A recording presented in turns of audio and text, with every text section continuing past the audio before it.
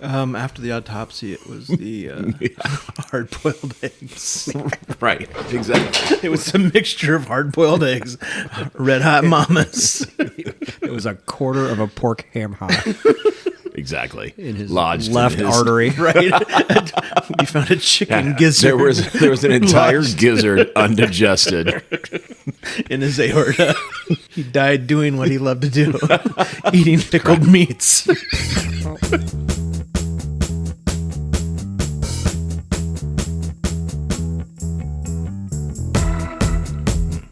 Just based on the television shows we watched when we were kids, did you guys think there was going to be more Quicksand in our adult life? Like, I mean, Tarzan and Cisco Kid, Land of the Lost, every weekend. Gilligan's Island. Right. Those guys, it was Quicksand. I mean, I just thought, Yeah. Yep.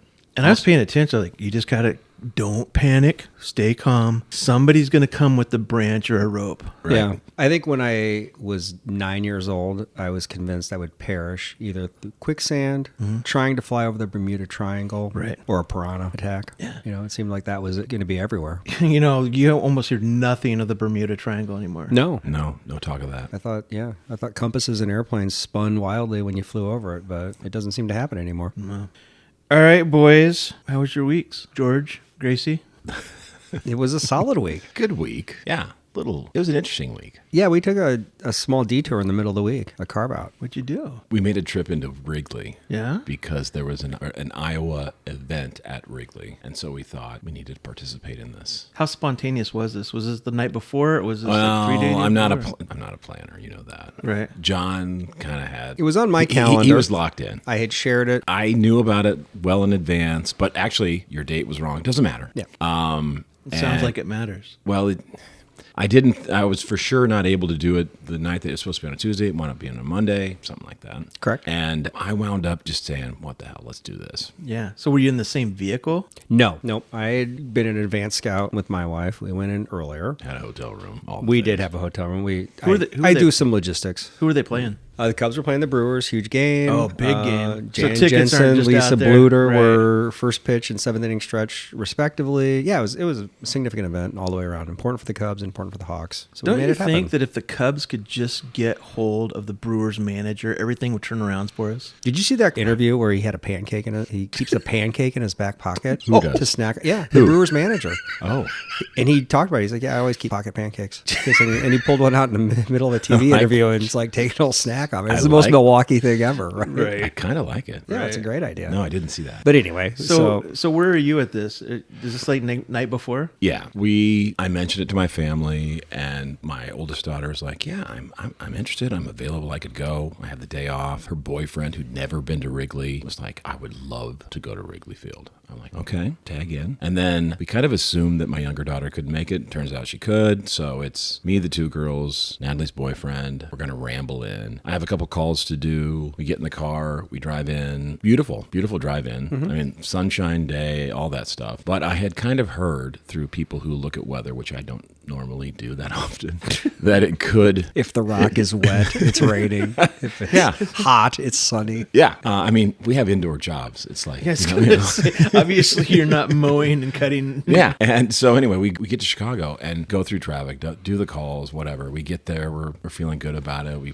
park the car. We meet JP and his wife and Becky, and we're like having a burger. And then the black cloud comes in and the lightning starts, and I'm texting Jan, who's going to throw out the first pitch. That was kind of the reason we drove in. We wanted to see this event and find out that, yeah, they're postponing, they're delaying initially, and then finally they postponed it. So it wound up being a big bust. So Brad drove to Chicago for a hamburger and old style, Right. an extra beer to it, Jake's. and then turned around and drove home. Classic dive bar, though. I mean, it was Excellent. almost worth the drive. Yep. It wasn't the first time in Jake's, but after having talked about what makes a dive bar, I think Jake's holds up super solid. So Yeah. JP, I saw pictures of you. We were prepared for the event. We did have a hotel reservation, so we did stay. So Brad and I work at the same company. Right. Brad's like at the Lowenbrow level, the three-piece Right. suit level. His Right. calendar is way more significant. Right. I'm at the Hams level. Right. I cleared my calendar. I'm staying. Right.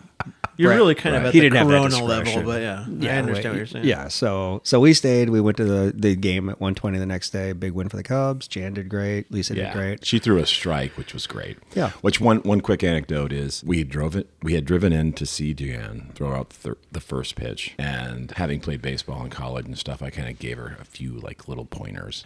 She said she was taking them to heart. Well, disappointment. They're postponing the game. They're going to head downtown. We're going to leave. So we go back to the parking lot, and as we're exiting, we're in the car. We're getting ready to leave the Cubs parking lot. Here comes Jan and her family, like just walking into the lot. It's like, whoa, we stop the car. We start chatting with her, and we do this whole impromptu, like, here's the windup, here's the pitch. I'm down in the catcher's position, and I'm giving her the coaching tips.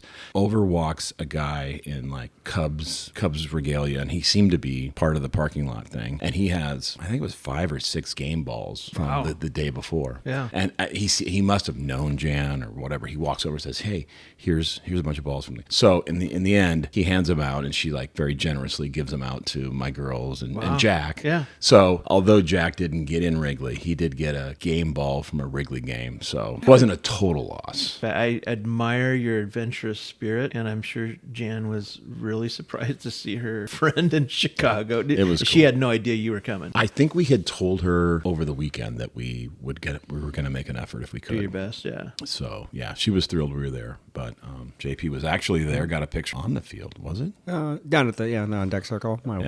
I took the picture. My wife's in it. I'm not in the picture. Right. Yeah. So what is an Iowa day at Wrigley like? Do they do anything Iowa related? They do. Oh, yeah. So one, they have a commemorative Iowa Hawkeye Cubs dual branded hat that's only available that day. How many did you buy? I bought 2. So there's an interesting story to that. They actually put them online ahead of time for the game. They do all the Big Ten and all the Midwest schools throughout the course of the year.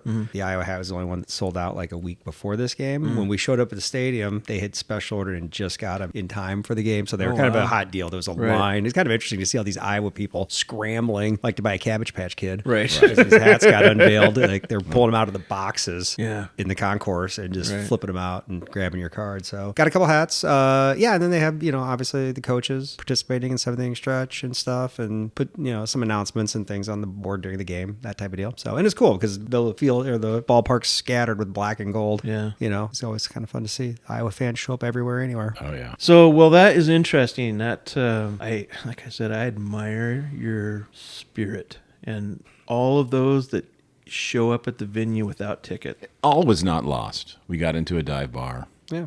We got a game ball. You got a hamburger. We You got an we old didn't get style. in Wrigley, but we You got walked close. around Wrigley. And, We got close. Yeah, good try. All right. Well, let's get to this week's topic, which is bar food. For a long time, these establishments have been more than just a place to grab a drink. Bars, taverns, and pubs have been the heart of the community, offering warmth, conversation, and sustenance for locals and weary travelers. In many times when travel was difficult and unpredictable, taverns provided not only shelter, but also hearty meals that reflected the regional taste and traditions. From rustic stews to the evolution of pub fare like fish and chips, the story of food in these spaces are deeply intertwined with bar history. All right.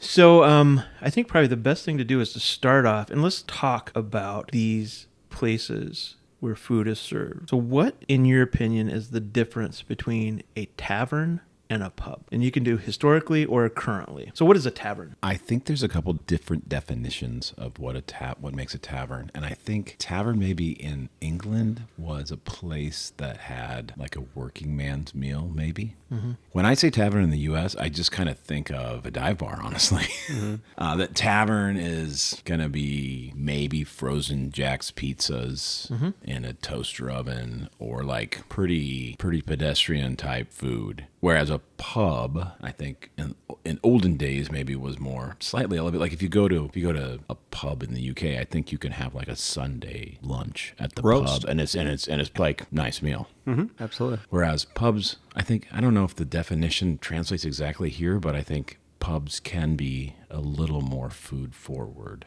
than a tavern. In my mind, I think a tavern is like a little more mid-market and a pub's a little, I won't say upper market, but like, yeah, you can expect a unique meal there, potentially. I think so. And I think pubs spanned a broader spectrum. And again, referencing back to UK and Ireland, like you can have a neighborhood pub that might look and feel a little bit more like a dive bar, but we'll still have a good food program that might be simple pies, fish and chips, things like that. Or you can have a Victorian pub that's very ornate, fancy steaks to your Sunday roast, all those things. And I think maybe you see a little bit of that then kind of copied here in the U.S., right? You can have a pub that will have a full menu, so much more broad than a dive bar will. To me, a tavern, again, more simple, more like a dive bar, more simple, straightforward food program. So yeah, toaster oven, pizza, maybe not necessarily frozen, but tavern-style pizza, wings, things that are pretty basic, pretty simple. Right. So both in the UK and the United States, traditionally taverns were associated with travel. Most of the time, a majority of the time, they had places to sleep somewhere on the tavern premise, either above it or in the back of it. And the accommodations were not always like super great. You know, you might be on a stagecoach and you might be in a room with 5 or 6 strangers, some of the dudes on the floor, some of the people in you know, bed, maybe beds, and then some of the people sleeping in chairs if that's what they wanted. But the tavern had one thing over the fire, and that was stew and bread, or that was something simple, but it's what the tavern had, you know. I do think that going back to like the working man's meal, they might have had something that was during the lunch, but it was back to that one thing, that traveler that maybe was in town doing business. And that was the one thing they had. And Stick to your ribs. Yeah. Get you through. And then you were either going to stay there or you were going to go back to your, you know, after you did your business with the government or whatever, you went back to your place. But it was just a one item deal. And it might have been the same item every day. Whereas you're right, pubs had a menu. And it might not have been a super deep menu, but they would have 3 or 4 things. The other thing is, more times than not, like I said, taverns I think were a little bit rougher. They had the traveler. You didn't know who you had in there. They might have, and so you didn't take your... Less of a regular crowd maybe? Right. In a pub? Yeah, it's might pretty have? transient, yeah. And so you wouldn't necessarily want to take your family to a tavern because you just didn't know who was in there. Whereas pubs were kind of soft community meeting places you would take your kids. Maybe there's music, you know, which is like an accordion and people singing and an upright piano. And pubs are where you spend a little of the time. So you would eat and you would drink. And pubs closed down at 2 o'clock or whatever time. Oh, yeah. Earlier. That was a big disappointment to me. Right.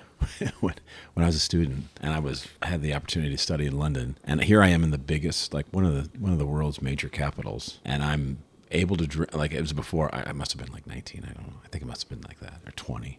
I wasn't 21 years old, but of course you could drink in the UK. And we would go out, but the pub and the taverns, Right. which were the only thing that I could afford, Right. Me too. closed at 11 p.m. Yeah. And I was like, what? The bar is closing Right. now. It's closing time.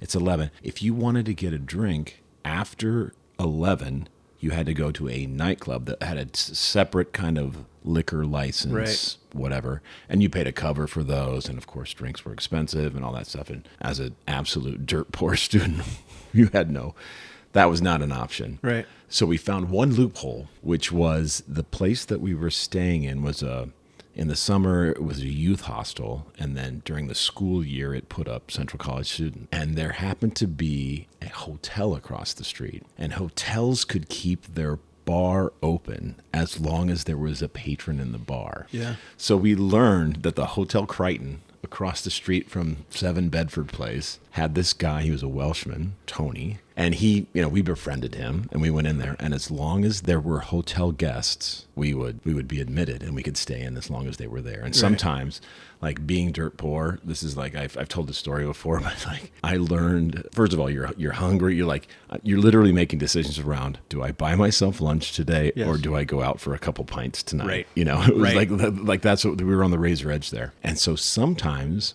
this wasn't a super fancy hotel. It was in a nice part of London, like close to the British Museum. And sometimes bar patrons would come in and order food, and then they would go up to their rooms and leave like half a pizza sitting there. Yeah. And as college kids that had a couple beers in them, we were game to just dive in and finish that half thing pizza up. is 2 more pints. Goodness.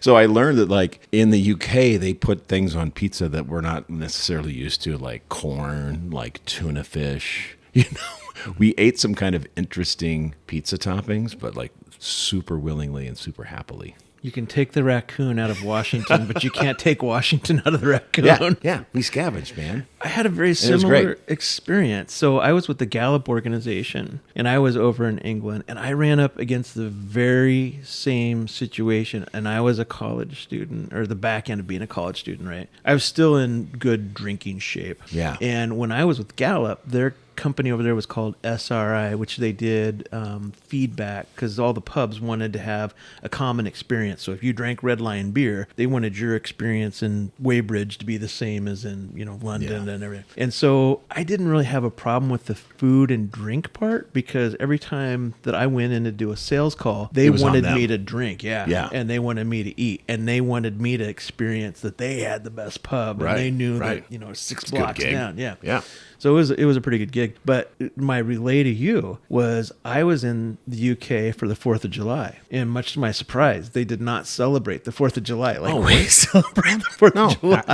Not quite the They same did meaning. not make this. And Thanksgiving, same. It's weird. right, same thing. And I was really bummed out because I wanted to get my 4th of July on. So I went down to the river, and there were So you were like an Thames, Uncle Sam as it were. hat. and, right. like, I was an carried Uncle a flag, Sam's hat, like- and I like looked Apollo like Creed walking Apollo down the street Creed, in right? London. I didn't have a shirt on, red, white, and blue Yeah. suspenders with red, white, and blue boxing mitts. So, so I was walking along the river trying to figure out because I did not buy beer prior to the bar's closing, and there was this kind of they call them barges, but they're channel boats, right? Yep. And it was tied up, and there were probably about 9 people on this boat and sitting outside of the boat. And as I got closer, I could tell they had American accents. Yeah. And as I got closer, it had a Michigan flag. You're starting to feel at home a little Right. bit. And as I came up, I heard the tingling of beer bottles. And I walked up on the situation and I said, "You guys American?" They said, "We are. Have a beer," and they pushed a beer into my hand. I'm so thankful for it. So this night goes deep into the night, and at 3:00 in the morning, they bring out fireworks. So where were you? I was Were you drinking on the street, the public street? Or we were on the river? We were on the river. Okay. They were on the boat. Okay. I could have been on the boat. People were half on the boat, half Okay. on land. Okay. So it was like a floating party thing you rolled into. Right. Yeah. Yeah. No, they were tied up. They were part of the Well, scene. yeah. And when they brought out the firework, there was nothing more American. I mean, we're the ugly American at its absolute worst. We were drunk, belligerent, shooting off fireworks in a major metropolitan area in London. But yeah, it was a good memory. So That's a dangerous spot to be because closest to the shore, yeah, a lot of quicksand. so much quicksand. Yes. Every move, yeah. So much quicksand in it. All right. So we've talked about pubs, taverns. How about the bar or the dive bar? What food are we experiencing in a bar or a dive bar? I think limited. I think it's definitely below both categories we talked about, in my opinion. The classic dive bar may just have stuff that's prepped on the back shelf that doesn't require any cooking at all. It comes out of a bag, or maybe a toaster oven, or one deep fat fryer or something like that. But there's minimal food at the classic dive bar. But there are some things you can expect. I think for the most part, the things that started it all off, peanuts, pub mix, stuff like that, was to keep people there and to keep people drinking. Yeah, salty stuff. Right. And so that was all it was. At the tavern, if somebody starts drinking at 4 and they're having a good time and people are coming in, or at the pub, that those pizza ovens, that's to get you through 5 o'clock. Or if there's 2 or 3 people that are hungry, there's like, yeah, throw one of those pizzas in, and then that gets everybody kind of through. Yeah. And so they can keep drinking until Soak 6 up or a whatever little. and keep Yeah. enjoying their good time. Soak it up. Love it. Every once in a while, you go to a very special bar, and usually it'll be single rail, but there'll be a bend on it, that goes into the wall, and you'll look down where the bar meets the wall, and there'll be pickled eggs, there'll be pickled sausages, there'll be pickled chicken gizzards, right? You have no idea what the history of these things are. There's salt, and then Right. there's wet. There's the saltiness, Yeah. and then the brine. Yeah. Both of which kind of like stimulate more beer drinking. Right. Yeah. But Definitely. they're not frequently, you don't frequently see people dining on those while No. you're sitting there. So it makes you wonder how long that gallon jar Yeah. It's true. And just what the history of that It's is. true. Yeah. Like, what has happened after the bars closed? What has happened to that jar when everybody's gone? Right. Yeah. And with that being said, let's dig in, boys. Time to sample. Yeah. Let's do I'm it. ready. All right. John, Yes. we are looking at a plate of dive bar food. I feel like the Peanuts Thanksgiving, like where they had like. Yeah.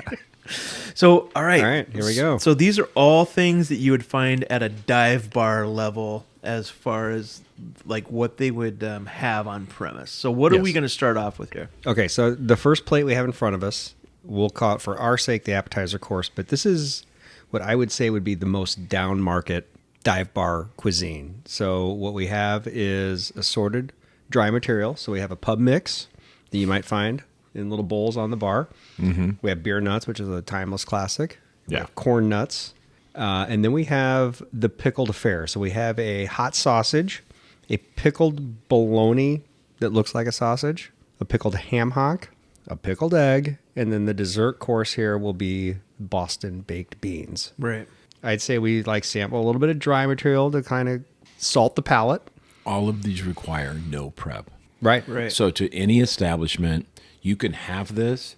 They're fairly, if packaged well, they last a long time. You don't need any special equipment to offer these things. Right. And so like any place could have them. And it might be all they have. Right. And at the base level, the one thing that's not here is the popcorn. I mean, Right, yeah. right. So the popcorn is like what, Which does require a machine. right. We couldn't recreate Right. a worn-in popcorn machine, so. But a popcorn is what most sure. places have. Yep. So would we say the peanuts would be? They're not necessarily sitting out unless.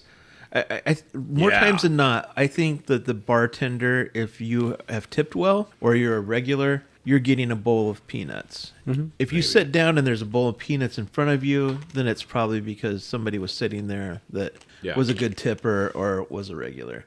But the peanuts, the bowl of peanuts is the first thing. That's entry level. It's not like lobby bar when you go down in like a upper end hotel, Right. and it's just like they put the pub mix out for Right. all patrons because they're charging enough for their beers, right? Right.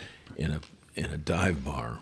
Well, yeah, and you go into what you're describing at a hotel, you're getting like the cocktail mix from Planters, like high end. Right. This is a Maybe much some cruder- cashews. Yes, this is an off-brand. Yeah, you know, Almonds, no almonds, smoked, no cashews, smoked, none So of that. like that. the actual nuts that we are eating tonight. Can you hear me crunching the nuts over the mic? Maybe. I'm sorry about that, listeners, but I think it's authentic. No, it's We're not going to cut it out, are we? No, No, Okay. not at all. I mean, it's We're actually eating beer nut brand nuts. we are. Yeah, so this is quality. This is a quality nut. Right. I'm going to give a shout out. We've talked about our tailgating group before. One of our patrons at our tailgate is famous for his Chex Mix. Is very similar to this pub mix, Brian Wood. It's sort of his- similar. It's his primary contribution week after week, year after year. We are suspicious. It's kind of like you talked about, a tavern will sometimes have a perpetual stew. Right. That can be on the pot for years at a time and Right. just replenished and cooked. And that's Right. very much like the pub mix that Brian Wood brings to our tailgate. Year after year, it's just replenished. So he Yeah. takes a third of it home. Never's totally gone. Right. And No. it just, so And it's then a when perpetual. Chex goes It's on like a sale chili. It's and- like right. it just gets the broth, just keeps getting thicker and Yep. richer. And yeah. So this is a nice pub mix here.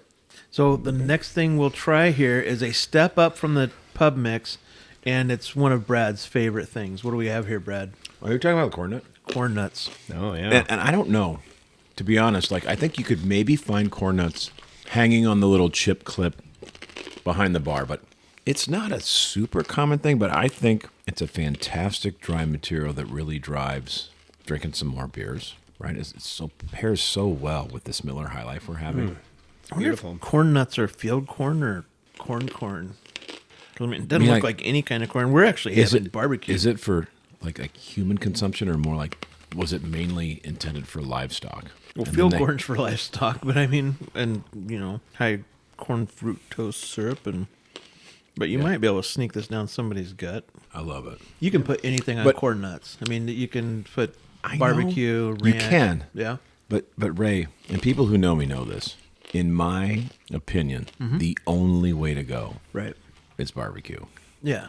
BBQ corn nuts. Like I've tried the taco, I've tried the fiesta, the field corn, the sour cream And chive, ranch yeah. or whatever. Right. Like in my mind, Right. it's barbecue or just the plain. Yeah.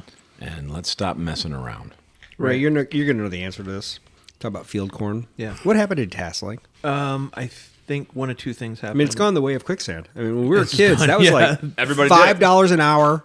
You'd get up at like 5 in the morning, go to the Hy-Vee parking lot. You'd Right. get on a shitty school bus. It was Right. only rivaled by a RAGBRAI bus. Right. Take you out in Totally. the middle of nowhere. Totally. Drop you in a cornfield, and our parents wouldn't expect us back till the sun was down, and we'd be basically put to work like child labor. Yes. Detask, and I think it's gone. I What had- happened? Did I we had a- engineer the task a lot of corn? Did we automate think- it? What have we done? I think that we made corn grow a certain height pretty regularly, and I think they have something now that goes through and cuts the tassel off and Okay. it puts it on the ground. So I think everybody should have to detassel corn. Oh, I do too. I had to detassel corn. I had a gap in between when I graduated college and when my job started, so I detasseled. You went out? I was a You went back out full-grown voluntarily? man and got on a detassel crew because No. my teacher was still And so like when I got on the bus, I sat right behind the driver because I did not want to be back in the mix. Oh, or be my goodness. 'cause I'm sure it had to be creepy for Oh, like the who's parents this that drop their kids off. There's this full-grown man that they're probably. Yeah, I don't know. But anyway, Yeah. the funny part They of the thought story you were was, like on prison release or Right, something. right. They didn't know. There's probably still people to this day wondering. Remember when we were kids? Yeah, and there was That this dude with the beard the was with full us. blown beard. Right. So we got an actual paycheck on Fridays. So the second weekend we got a paycheck, and we were driving back, and we were it was like a 45-minute drive, and I was just kind of like zoning out. Like I said, I was right behind the driver. I had my feet up on the seat, and this hand touched my right shoulder and said, "Hey, mister, when we get back to Hy-Vee, would you buy a log of chewing tobacco for us?" Oh, they wanted chew, not beer, Yeah, they wanted chew. which is a dumb thing in the fields because, like, people, it's hot out there. There's nothing It's like humid. spinning around in circles on a someone nicotine high. Someone drops in some Red Man or Copenhagen or Skull, and they're just like, ugh. Yeah. I went to Iowa baseball camp when I was probably 12 years old. Day one of the camp. We're all in the dugout. Yeah. Ages probably, 10 to 16, right? Or at this Yeah, I youth did the sports same camp, yeah. And Duane Banks Yeah. comes out, and it's like the celebrity talking to you. Yeah. And sign of the times, he pulled out a bag of Red Man. Right. Did he? chew and just handed it to the first kid in the line of the and everyone took a big mouthful. You're kidding. Right down the line. So me, 12 years old. Right. You see it on TV. The big leaguers do Hell it. yeah. Dwayne Banks Right. just handed out the pouch. Right. Are you kidding me? I put this big wad of You did it tobacco. one day ever in history. 2/3 of us were sicker Oh, than yeah. duck. Oh. And to this day, I've never put tobacco back in my Right. mouth since then. So I guess it served a purpose in that regard. Back to detasseling really quick. We grew up in an era where like there was some notorious child abductions, paper. Right.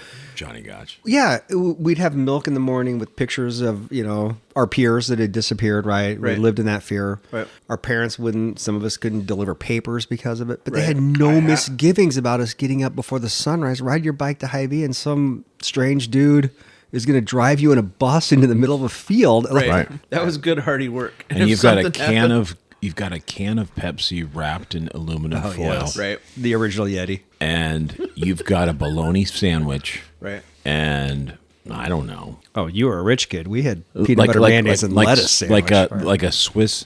What were the little Swiss cake rolls or the oatmeal Could have been things? ho-ho. Could have been ding dong. Could have been Swiss cakes. That was, and it never tasted better than when you walked. When you cracked However that many can of miles you foil. do, and you got into that thing and you ate that sandwich, it tasted.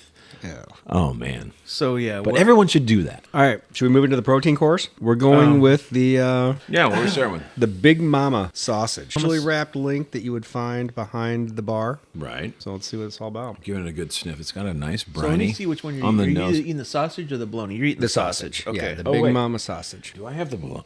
You have the sausage. Okay, let's do this. All right. Those are great mouthfeel. Yeah, the Good. texture. Yeah. Huh. I thought it would have a more robust outer layer of skin. You could penetrate it easily, and Very it doesn't much have so. a strong give back. It gives way to the teeth easily. Mm-hmm. It's not like a beef jerky or anything like that. It's more like a hot dog. Yeah, and the little bit of a- just texture like a- is not as much sausagey as I thought it would be. It's almost more meatloafy or meatball-y. Yeah, meatball-y, yeah. No, that's. I think it's got a good for it. mouthfeel. Yeah, I am for. Yeah, I for can it. do that. So it's a little bit of spice. It's a lot of vinegar. It's not a super spicy, but there's a little bit of spice in there. So that was I'd go 75 cents if I was at a dive bar, maybe for that. Yeah. What do you think? I mean, I wouldn't roll I'd out. give that gladly. Yeah. That'd be all right. So do you want to get the bologna quick? Yeah. Oh, yeah. Stand by. I'll be right Yep. back. Brad's going to... So there is a difference between the sausage and a bologna.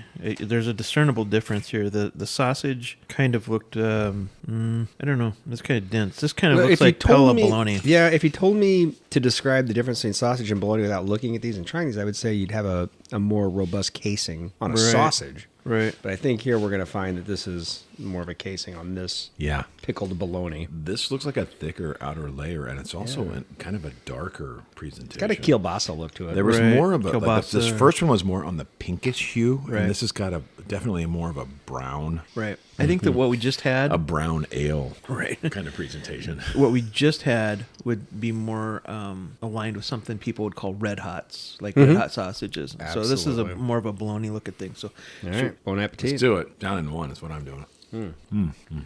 yeah, a different mouthfeel, but it's a little bit spicier. Definitely spicier, that's for sure. Good brine though. Similar brine. I'm finding a lot of similarities, just definitely more spice. Yeah. And you definitely get the bologna in the aftertaste, I would say. Once the spice subsides, you can tell that's got Oscar Mayer to it. Yeah. But there's some heat associated with that one. Don't be shy about these Miller High Lifes. No. Oh no. It might be good to mix a little dry material now. Salt, cleanse the palate. I agree. What's it called when you're afraid of Armageddon and you have a cellar? What are those people? Prepper? I think preppers kind of have some of these products. Alrighty. Well, these are the original storage. I mean, the vinegar and salt were the original refrigeration, basically not refrigeration. Do you but guys have a cellar prep with stuff? I don't, but I am not supposed to talk about it. Okay. But I may or may not have 2 months of food at my place, and then 2 months of food at John's place, and then 2 months of food at place That's secret John and I location. have a Very friend named terrible. Rob. Yeah, So you can't have guys all your food in one place. You haven't told me about this, so that tells me a little bit about where I rank on the friend I list. have whiskey, and now I have what's left of a gallon of pickled eggs after this experiment. What I know also about Ray is he also has a pretty deep stock of nog. I don't know how long that stuff stays drinkable, Right. but you've always got an emergency nog supply. I picked up 3 Nogs. AE released Nogs in July, so I got 3 new Nogs. They did a July release. They do a July release of Nog. And I picked up 3 there. So then I had one of my... Are you on a mailing list, or how do you know this? I had my... Just I use don't Scout know. Hy-Vee? There's a little vibration in the force.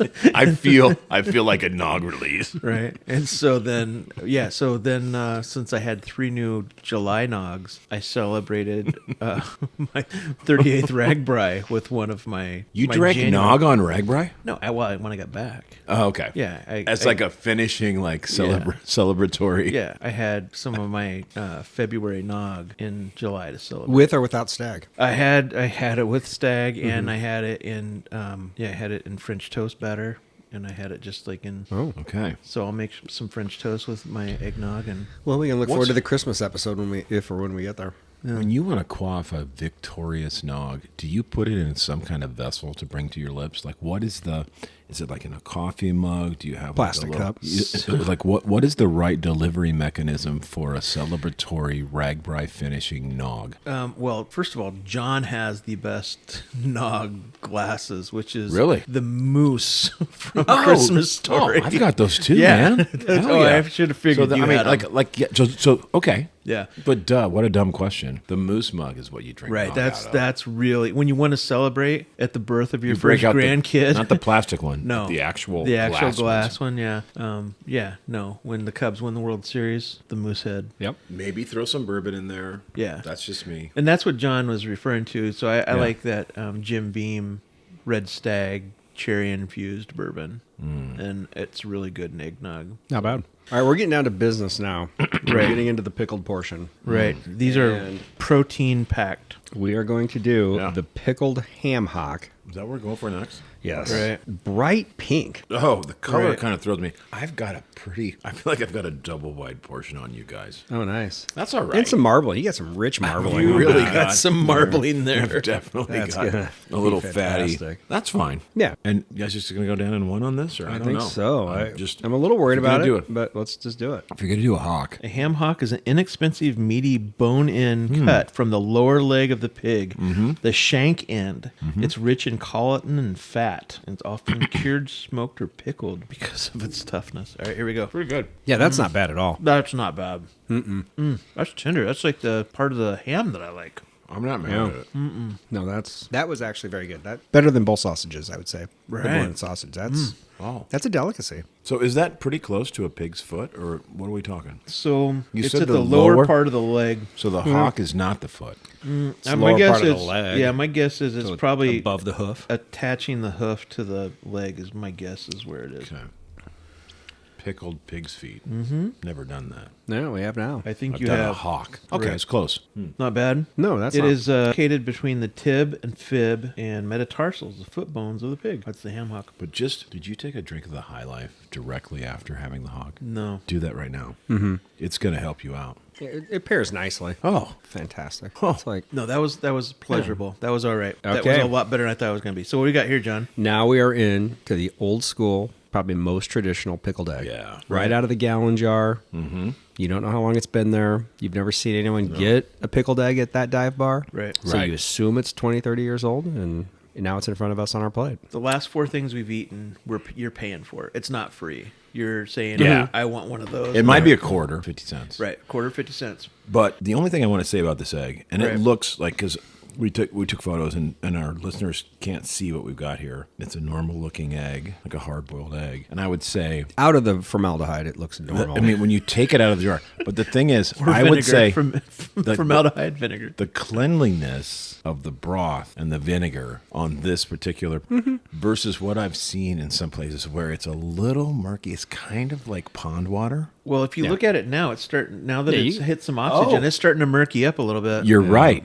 Maybe that was the tight seal. Right. That now this is going to go green. yeah, if you by the saw end of that in a this chemistry podcast. classroom, there's some type of embryo All or right, animal. I'm not, floating and in I'm it. not saying this isn't legit. I'm Right. just saying. So we're looking at the jar of pickled eggs, and when we got it, it was pretty vinegar clean. Yeah, you're right. And now that it's been expressed a little oxygen, it's getting murky. It's kind of like a kind of pond water. It's getting close to urine. Right. All right, let's do this. Here we go, boys. Yeah. Mm-hmm. I like it. It's kind of dry in the middle, Yeah. but it's very vinegary. Yeah, I Is mean that the right word? the white. Acidic? You know, to be honest with you, I was trying to figure out immediately what I was tasting. And the vinegar's there, but the white part of it and the vinegar tastes like a little bit of like cardboard to me. That's how it tasted to me. Really? Yeah, I kind of got like a cardboardy, papery. The yellow doesn't taste like that, but maybe the yellow doesn't get as much. The yolk doesn't get as much vinegar. But yeah, it definitely absorbs the vinegar. It's a vinegar bomb. Overcooked egg. Right. It's a vinegar bomb. Oh. I would say of what we've sampled so far on the plate, we haven't done the dessert course yet. Right. I would vote the ham hock is maybe the best delicacy there. That Right. leading out for you? I feel what like I the would say. ham hock is, and maybe it's just because it's soaked in vinegar for so long. It's supposed to be like really super tough, like it's like really chewy and not very tender. And to me, the ham hock tasted like the part of the ham that I like the really chewy and Yeah. you don't have to chew it. It just kind of I could have worked that with my tongue and it would have come apart. And visually, just on opening of the container, I thought the hawk looked the most intimidating. I was like, Right? Yeah, this is gonna be man versus food type. Absolutely, Of stuff. same here. I was like, I don't know if I like the look of this, but I agree. It outperformed on visual presentation, and I expected more out of the egg because I've always been an egg fan. Right. Yep. I think this might need some time. I think we should try these eggs. It's almost like Isn't there a thing in Asian cultures? I don't know if it's Chinese or Japanese where they like age the egg. Yeah, so it's the 100-year-old Right. egg or something Right. like that. Right. And people line up for it. They bury it in their backyard Right. and they pull it. So I think, John, we just need to like season this stuff and maybe like leave it out in the sun for a bit. In episode 562, Right. Yeah. we'll revisit the eggs. Exactly. No, that I think is a Korean thing. When they're duck eggs, there are Century eggs. ducks I've heard of them. in them, right? So they've been fertilized, and then they're pulled out mid, whatever the duck does, and they put them in sand. 50 years later, What does they the duck do? What do you think the duck does? when you take the egg, they're Yeah. like, dude, I've been sitting on this for like 4 days now, and you're just gonna pick Yeah. off of that? Yeah, the duck's, I'm sure, a little bit pissed, but then they're like, what am I gonna do? I'm just gonna lay another egg, and he's gonna come get it. That's the way it is. That's our relationship. He feeds me, I lay an egg, then he comes, gets it, does something over in the sand over there. Yeah, Anyway, the hawk outkicked its coverage. right. Yes. Agreed. And the egg underperformed. Is that agreed? I Agreed. absolutely agree. Yeah. Yep, I would say Okay. the egg was the worst of the proteins, in my opinion. Let's not mean, let's not make it sound I like mean, we no one couldn't. threw up, but Absolutely, I would have another. Yeah. And I'd we- maybe and we do will. like an egg bomb, like at Joe's, but this stuff needs a little seasoning. For those that want to play along at home, we had Beer Nuts brand beer nuts. We had Planters sweetened mixed nuts. We had, what was the pub mix? I don't even know what the pub mix was. I think it's Costco, isn't it, or no? We Is had it Costco Backroads. Let me get the label out for All you. right. Keep We talking. had Backroads pickled bologna. We had Big Mama's pickled sausages. We had Herb's pickled eggs. The UTZ pub mix is what we had. And then we had Backroads ham hocks. And then the for dessert, we're having Boston baked By Boston the way, baked beans. we're not getting paid by any of these brands, but we are available for endorsement. endorsement for sure. So if you're There's a high production value and budget here. So if any brands want to get on board Right. with reviews, Right. hit us up at what's our website? so on Facebook, Facebook. we're Deep Dive Group. Yeah, we're Deep, Deep Dive. Dive Pod. Yeah, find us on Facebook. At Deep Deep Dive, Dive Pod. Pod. So yeah, if you think you got a better pickled egg out there than Herb's, which I don't know where Herb's rates in the pickled egg, Or send business. us beer. Right.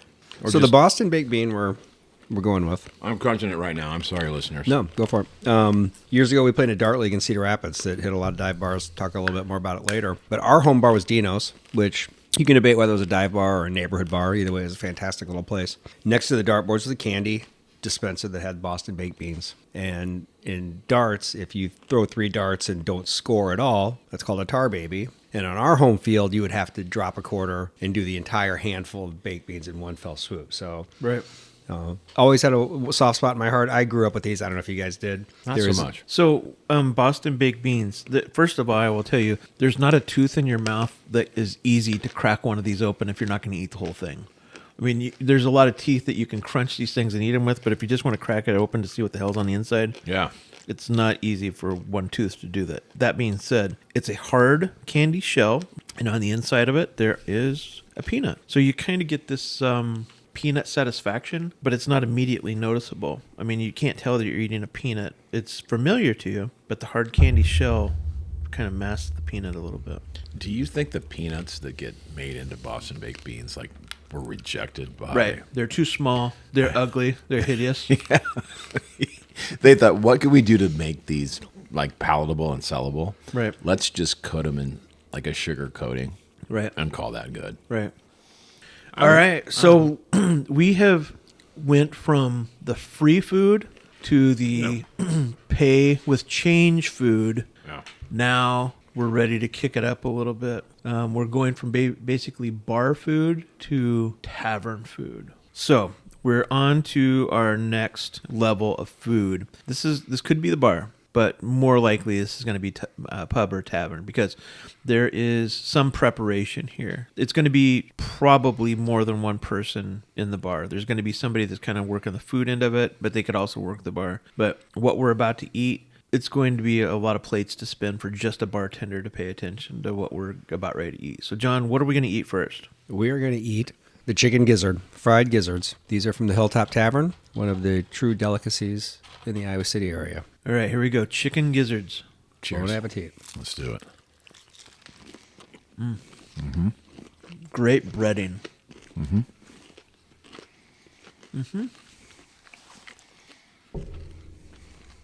Good mouthfeel. Boy, the breading's great. Clearly, obviously, Delicious. hand-breaded, homemade deal. Good seasoning, peppery. Now, was I the only one that went like all in? Well, yeah, You guys I, you're such gentlemen. I had to take 2 bites. Now, I will say, every once in a while, your teeth catches something that you're having to work a little bit at to get cut through. Yeah, no doubt. You're not eating a chicken nugget here. You're there's some connective tissue. So did you grow up with gizzards, Ray? Is this something you grew up eating? People did. I didn't. I mean, but it was around me. Yeah. Yeah. We clearly grew up with gizzards, being from Texas. Mm-hmm. I remember there was I would call it a dive bar in my recollection. Someone could fact check me, but the filling station in Dallas was Tavern-esque.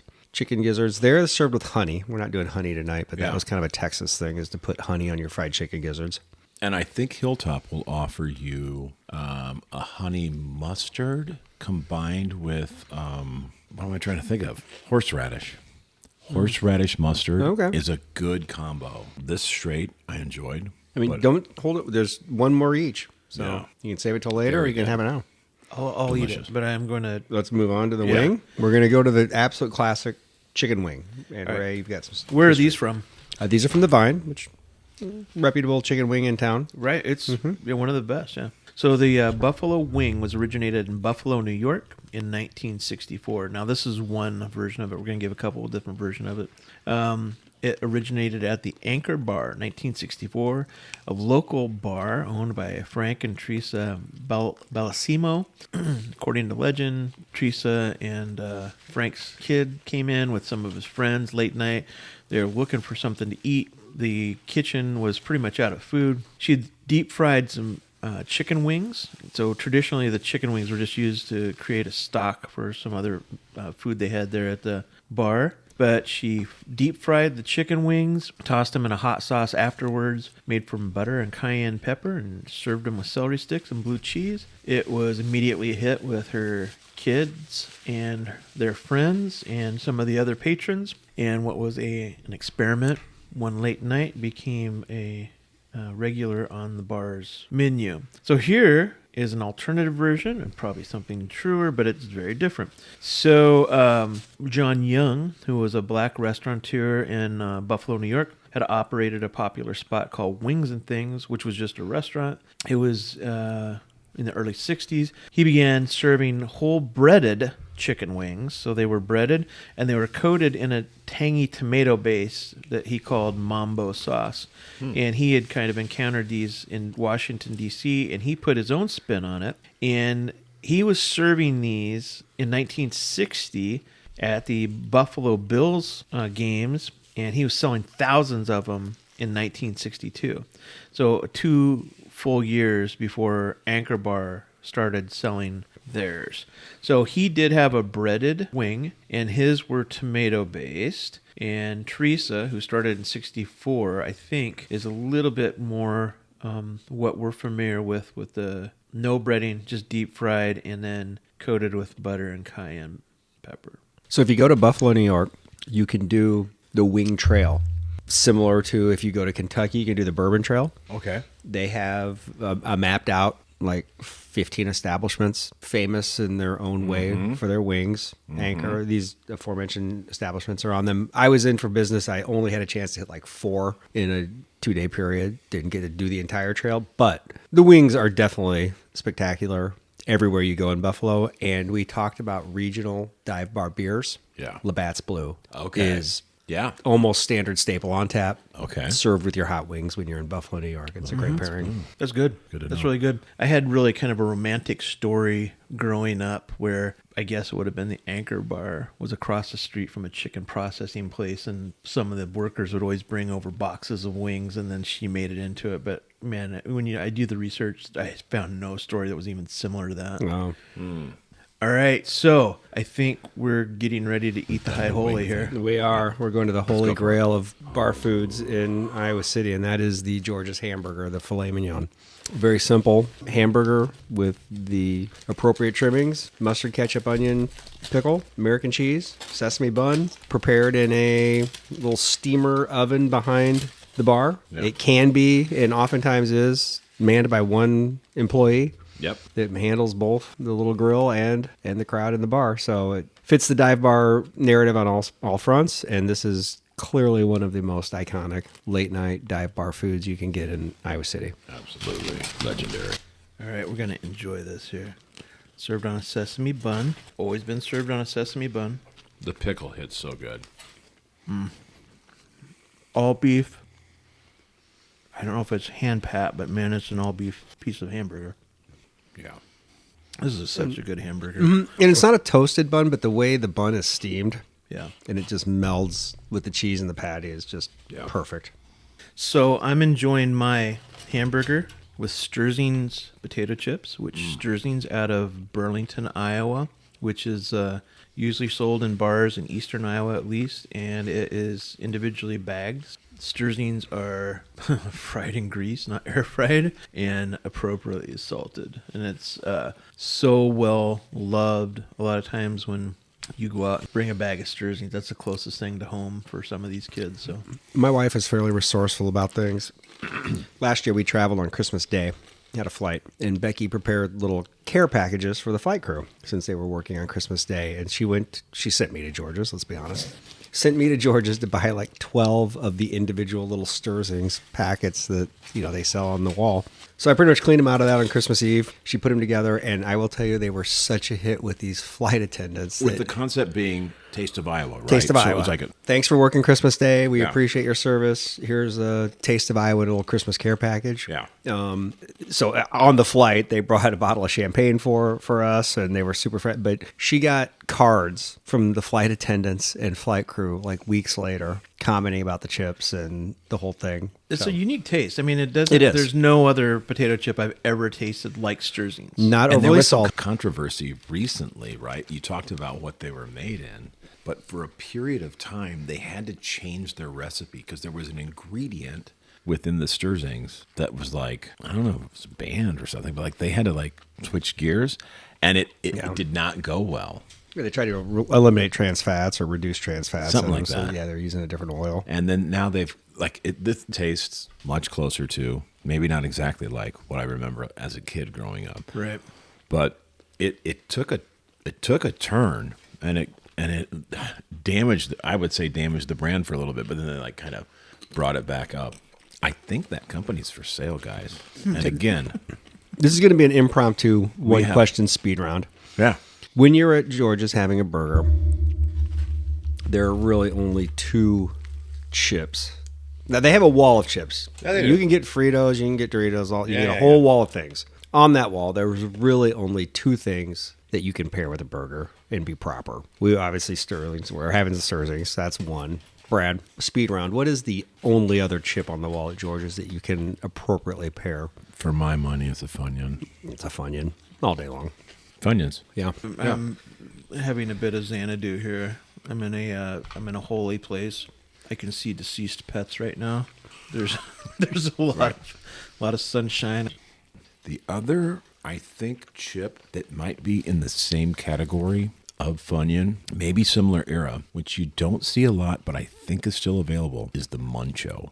Mm-hmm. Do you guys remember Munchos? Right, yeah. I was a big, I The was red, kind of a, red box or red label? yeah. I don't think I've had one for quite some time, but I think you can get them. Right? I don't know. It's been a while since I've Let's seen figure it. that out. I'm down to my last bite of burger, and I don't want to finish it, but I want to finish it because it's still warm. John, thank you for. Yeah. This is a big time. This is No, no worries. huge. This has been like a feast. So the machinery that makes the burger, is it flame broiled or is it? Is Gosh, it I like don't an think it's a electric true coil? steamer. I think it's like an electric coil. Right. There's no open flame of any sort that is emanating. Man, that is so good. It tastes like the album cover for Grease. When you open it up, did you guys have that album? No. Oh yeah. You open up the center of it, and it looks like the top of a diner. And they have all these photographs in there. And they have like the food. And it just looks and tastes like 19 whatever that was. Was that a 50? Was Grease like a film? Is a 80s movie, but it was like about the 50s, wasn't it? It's like Yes. it tastes like Yeah. 1955. So the burgers are always obviously available at George's.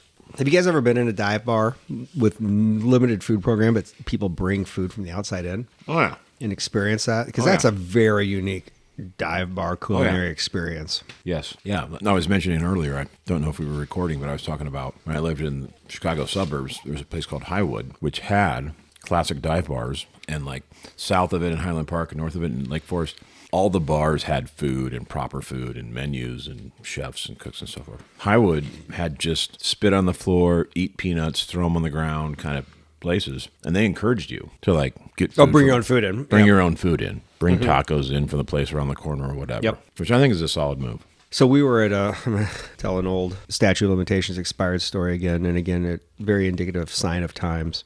I was in Boy Scouts as a youth. Yeah. I think Ray logged a little time in the Scouts as well. Scout, yeah.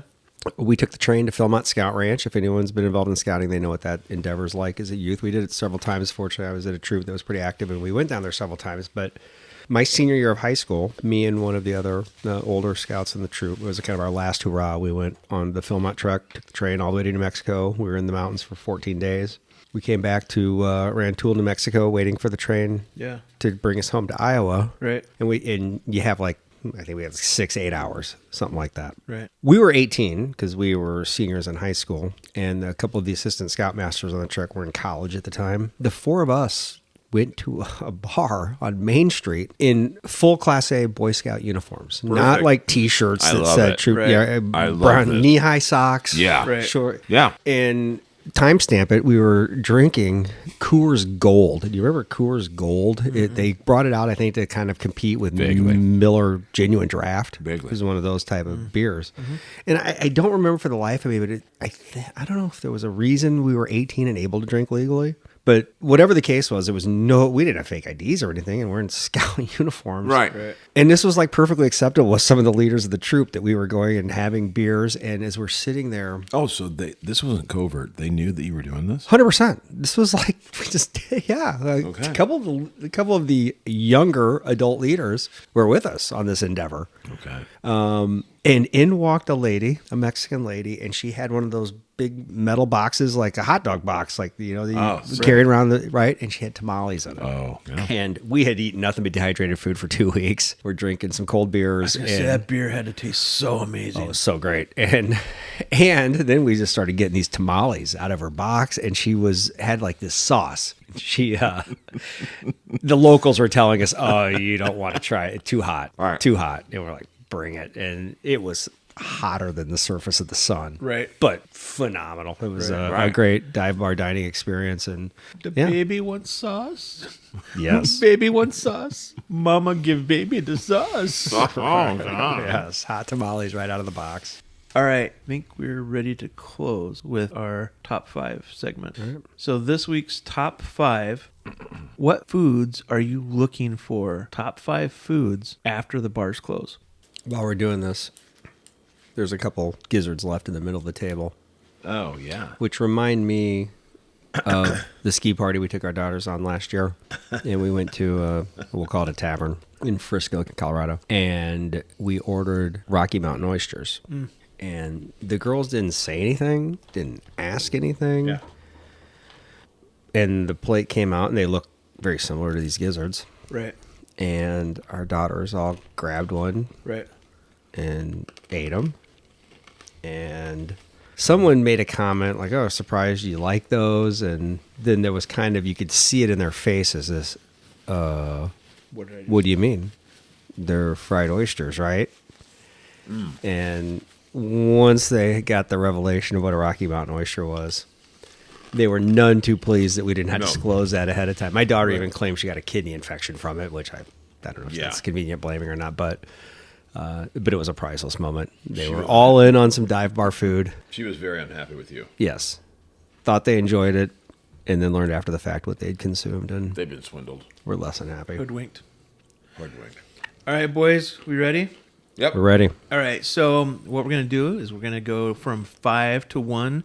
For those that don't know the greater Iowa City area, the downtown is mostly made up of a pedestrian mall where at some point during the 80s they sectioned off the streets, especially around the bar area, bricked it all in, turned it into outside dine-in seating, but it's almost all pedestrian mall. So after the bars let out at 2 o'clock, there are thousands of students that have been drinking, dancing for several hours. And there are vendors and food places still open. All right, so John, since you are our host tonight and you bought some great meals, we'll let you start with your number 5. All right, so my number 5 is when you made it all the way back to your apartment or your domicile and you're foraging for frozen pizza. I think that's the most common. We had a great experience one time in college where we all went back. We didn't have a pizza, but what we did have were pot pies. We put those in the oven, and everyone promptly fell asleep or passed out. And we woke up like 5 hours later to the faint smell and view of smoke at our apartment and opened up, and there were 4 like hockey pucks in our oven. So to me, frozen pizzas or frozen food at home is number 5 on my list. So many of those stories end with the fire alarms going off or the sprinkler system. Yeah, a bunch of people have those stories. Oh, so one thing I should say is that those pizza ovens in the bars and the pubs and the taverns, those are special pizza ovens. Those are industrial strength pizza ovens. Those aren't just kind of like what you would get at Walmart or Target. So a lot of times the vendors that sell the pizzas to the taverns will give them, at the beginning of that agreement, these pizza ovens, and they are built for 16-hour shifts, basically. They're ready to make some pizzas. So, all right. So what's your number 5, Brad? I mean, I don't know that I got these in the right order exactly, but I just said burger and fries. And I didn't tie everything exactly to Iowa City, but I would say I didn't even really know in my college days. I wasn't aware of George's, so a George's burger would be on the list. But back in the day, in the late 80s, early 90s, just like going to was Hardee's open after the bar was? Yes, on the Ped Mall. Right. We would go to Hardee's and get, that's kind of a easy layup. There was a Burger King down there. There was a Burger King. They didn't stay open until 3, but the Hardee's did, and they would just throw out 50-cent cheeseburgers. I remember going to Hardee's after the bars closed in Iowa City. So that's my number 5. So my college experience was we were in Mount Pleasant, and there were no restaurants open, but there was a truck stop, and it's called Buff's, and you could go 2 ways. They were accommodating semi-drivers that were pulling in, and you could either go a meal, which could be a burger and fries or meatloaf and mashed potatoes, or you could go breakfast, which was, they had something called the truck wreck, which was absolutely amazing, and it was just everything. It was a truck wreck, but they had a really good burger. Yeah. I mean, they had a good burger at 2 a.m, and they had a good burger at 5 p.m. Yeah. So, all right, John, what's your number 4? My number 4 is the pizza by the slice, which back in our day, there was a great place called Tito's that did a great pizza by the slice. The modern day kids in Iowa City would say probably Follows is the one to go. But if you're in, any city you go to has got a great pizza by the slice open till the wee hours of the morning. I'm going to give a shout out to Golden Boy at North Beach in San Francisco, which is phenomenal. New York City, you name it. But just a good old fashioned slice of pizza to get you home. Right, Brad? This is specific to Iowa City, and it is, and I've never really known, and I'd like your guys' advice. Is it Hero or Giro? A Euro? A Euro? Mm-hmm. Neither of the two. What was the name of the guy? George's. Yeah. George's. So when the bars closed, people would line up and sour cream, onion, tzatziki sauce, right. All that stuff. Tomatoes. And it worked. Right. I don't think I would ever probably ask for it or crave it in daylight. It just, after the bars, it just hit right. So that's my number 4. On non-bread. And it's a very specific Iowa City smell, sight, flavor that I'm thinking about it right now. Right. And so for those that haven't experienced George's Euros, so it's a beef lamb and it's cut off of a spit roast. Yeah. And it was cut off a spit roast, and the naan bread was locally made. The tzatziki sauce, which is like a Greek yogurt and cucumber and a little bit of garlic and a little bit of olive oil. Yeah. That was all fresh made. I mean, it was pretty fresh food. And it was, I had it at George's at 4 o'clock in the afternoon, and it was still good. Okay. No, it was a good. Stands up. Yeah. I did it 4 in the morning. Yeah, when you saw him rolling that cart down the Ped Mall right. about 10 p.m., I mean, you knew it was time to get your game on the dance floor because bar close was coming in right. 2.5, 3 hours. Right. It was the last call before the last call. George's. The opposite of it's time to make the donuts guys on the Euro guy. All right, let's take this hunk of lamb out here and sell some euros. To a bunch of 5 in the afternoon. blasted 20-year-olds. Right. Yeah, legendary. John, what do you got? All right, number 3 for me, we talked about burgers. We talked about the Iowa City burger situation.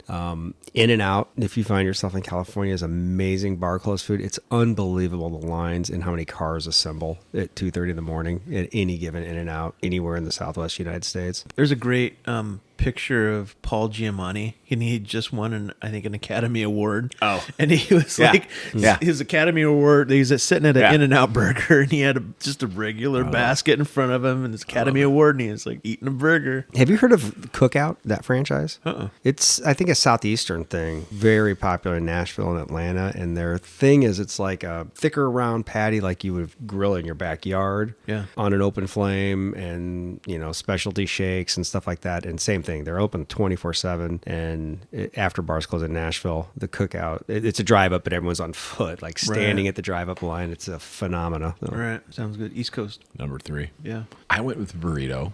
And kind of, John, to your point earlier, I remember going to like the Quick Trip that's across from the old Capitol Mall. Was it a Quick Trip? I think it was a QT. Yeah. And just getting microwave burrito, heating it up and eating it. But I also remember going to when Pancheros became a thing and standing in line after the bars closed and getting a big burrito. Right. And then I remember visiting a college buddy of mine in Champaign, and we got this, like, I don't know what the name of the restaurant was, but they had like a burrito the size of your head, kind of a vibe. And so I just think heavy night of drinking, if there's a burrito place open, that hits well as a late night option. So people that are not from the Iowa City area or Iowa, Pancheros is, I don't know if they came before Chipotle or not, but it's all homemade, fresh tortilla shell, and it's fresh cooked meat. They make it right behind you. All the ingredients are fresh. The difference between this and the Euro is a stand that's out in the Ped Mall. Pancheros is a storefront, and you have to go into it. So where most places like turn the lights down, Pancheros turns the light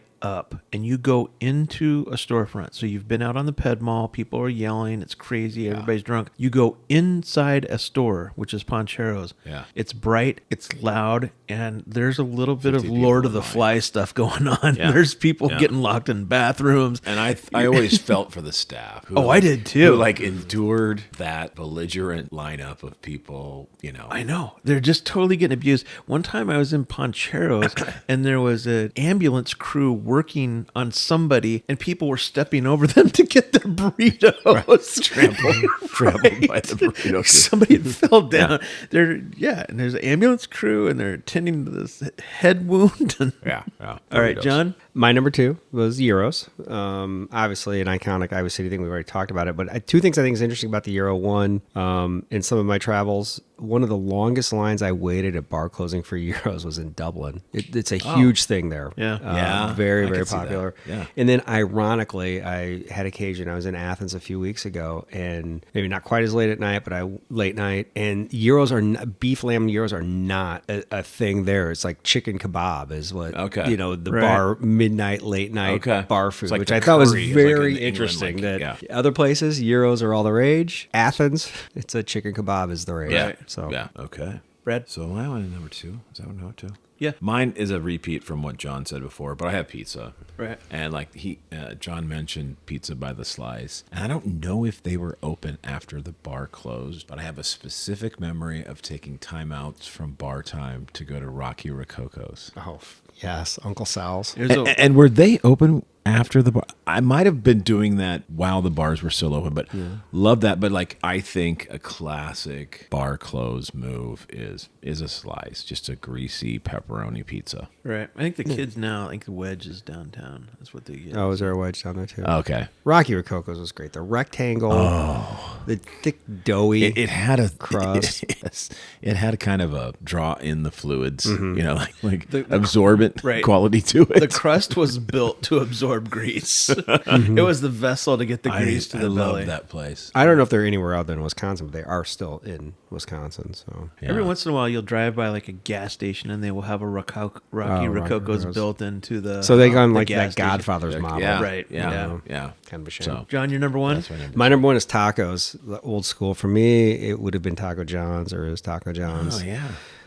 Far superior to Taco Bell in my opinion, but if you roll in and get some Olays, extra seasoning, Yeah. crispy tacos, it's the only thing to do that's super regrettable in the morning when you wake up. Right. And it doesn't necessarily clear your head up. Like some of the stuff Oh, it we're makes it talking worse. about. Yeah, I was going to say, Oh, yeah. all of a sudden you're throwing like a bunch of high sodium stuff at a drunk head, and then you get like, why do I have a pounding headache? Because you're about ready to have a stroke. Well, it's like if you get drunk and smoke a cigar and you Right. taste that cigar for 2-3 days. Like Right. those 2 a.m. tacos, Right. they hang around for 24, 36 hours.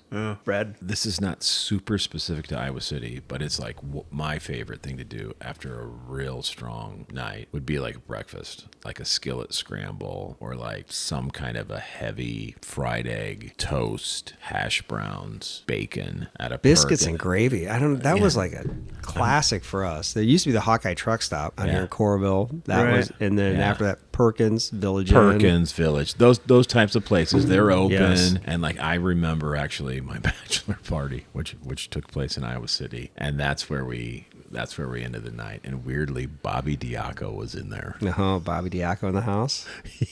Yeah, it was a night. It was the night that Princess Diana died. Okay. And I remember someone probably like mentioned it during the evening, and of course we're going at it hard. And I don't know if I took it seriously. And then the next day I realized no, Princess did Diana happen? actually died the night of my bachelor party. But we ended it at Perkins there, and Bobby D was in there. How about that? I wish we had done honorable mentions because the Grand Slam at Denny's. I mean, that's Right. another tremendous bar close. And Yeah. another group of people you felt sorry for. The staff, Right. Because now you weren't standing. Like when you were in No. Pancheros, you were standing and you No, just we're weren't- belligerently Right. sitting in the booth and Right. yelling. Right. Now you got some time to sit. You're taking a load off. All right. So the only other thing I would add to your discussion is Marco's grilled cheese. Okay, that's an Yeah. Iowa City thing for sure. it is. And I think it is an excellent grilled cheese. And it's more than grilled cheese. They have bacon and they have different grilled cheese that you can have. You know, the Birdman or something. Yeah. Right. But I will tell you,